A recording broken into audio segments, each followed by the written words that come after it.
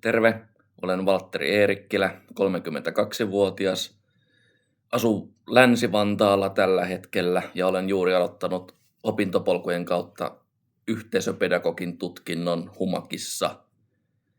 Ja se, mikä takia minua kiinnosti lähteä alun perin opiskelemaan yhteisöpedagogiaa on, koska haluan työskennellä tulevaisuudessa nuorten parissa ja olla mahdollisesti myös järjestöissä töissä.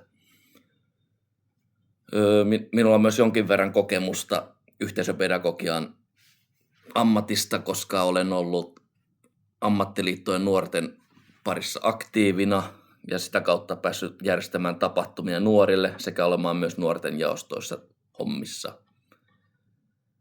Mutta tämän takia olen lähtenyt opiskelemaan yhteisöpedagogian tutkintoa ja tätä kautta yritän päästä kehittymään ihmisenä. Kiitos.